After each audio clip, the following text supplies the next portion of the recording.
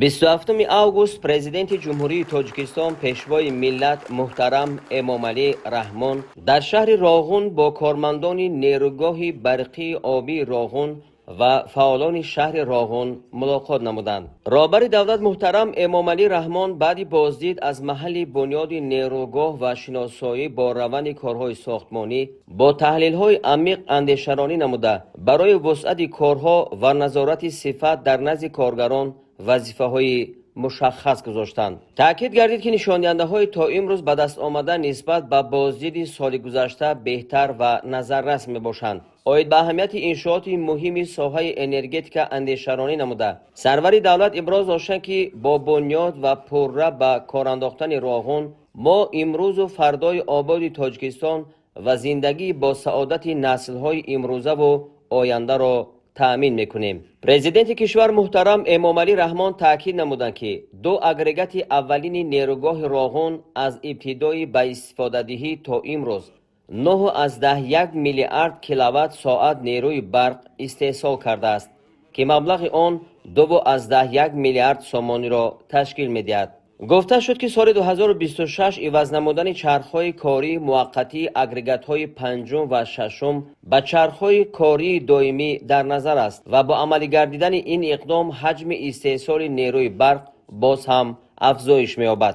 зимни таҳлили вазъи корҳои сохтмонӣ таъмин намудани суръату сифати корҳои сохтмони нерӯгоҳ инчунин дар сатҳи баланд ва бо риояи стандартҳои байналмилалӣ тезонидани бунёди сарбанд ва дар муҳлатҳои муқаррар гардида ба истифода додани иқтидорҳои навбатии нерӯгоҳ зарур шумурда шуд. таъкид гардид ки аз оғози соли 2025 барои корҳои анҷомёфта аз ҳисоби маблағҳои буҷетӣ 4.3 миллиард сомонӣ пардохт гардидааст. дар маҷмӯъ аз соли 2008 то имрӯз аз ҷониби ҳукумати кишвар барои анҷом додани корҳои сохтмони нерӯгоҳ аз ҳисоби буҷети давлатӣ ва дигар манбаъҳо беш аз 48 миллиарду 100 миллион сомонӣ маблағ равона карда шудааст. ҳоло дар иншооти нерӯгоҳ 18300 нафар коргарон ва кормандони муҳандисиву техникӣ фаъолият дошта шумораи мошину механизмҳо ба 3721 расонда шудааст. аз ҷумла таи давраи солҳои 2024-2025 барои суръатбахшии корҳои сохтмонӣ ба майдони сохтмон 443 мошину механизми нав ворид карда шуд.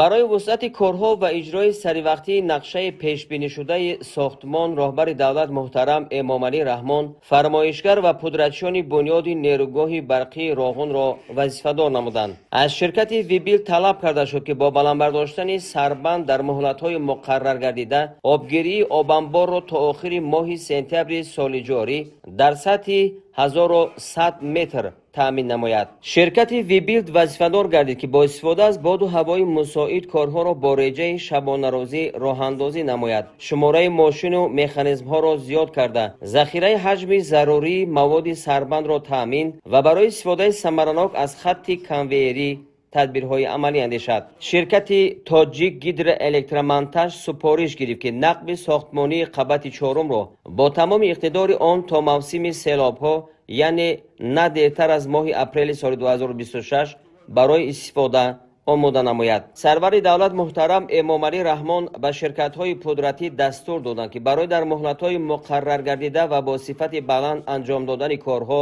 тадбирҳои иловагӣ андешанд. гуфта шуд ки ҳукумати кишвар ба ҳалли масъалаҳои иҷтимоии аҳолие ки аз минтақаи зери обшаванда кӯчонда мешавад таваҷҷӯҳи доимӣ зоҳир намуда дар ин самт тадбирҳои заруриро амалӣ карда истодааст. таъкид гардид ки мудирияти минтақаи зери обшаванда то имрӯз 15400 аъзои оилаҳои дар марҳилаи якум ва дуюми минтақаи зери обшаванда қарор доштаро аз ноҳияи Нуробод ва шаҳри Роғун дар ноҳияҳои Данғара, Нуробод, Рудакӣ, Файзобод ва шаҳрҳои Турсунзода ва Роғун бо манзилҳои доимии зист ва қитъаҳои замини назди ҳавлигӣ таъмин намудааст. роҳбари давлат таъкид доштанд ки дар маҳалли сохтмони нерӯгоҳ ва атрофи он ҳамзамон бунёди роҳу пулҳои мошингард идома дошта ба масъалаи кашидани хатти оби нӯшокӣ аҳамияти ҷиддӣ дода мешавад. дар фароварди сухан президенти кишвар муҳтарам Эмомалӣ Раҳмон бо мақсади дар муҳлатҳои муқаррар гардида ба истифода супоридани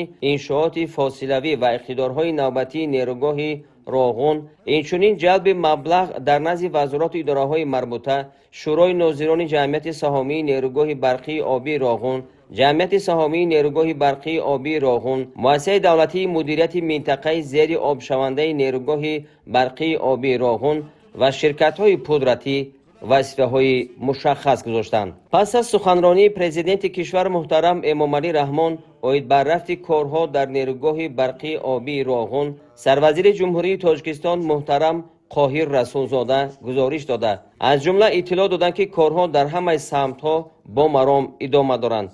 اظهار باور و دلپوری نمودند که همه سپارش و توصیه‌های پیشوای ملت برای تا ماه آگوست سال 2027 رسیدن به استقلال انرژتیکی کشور سریع وقت و با صفت بلند اجرا می شوند.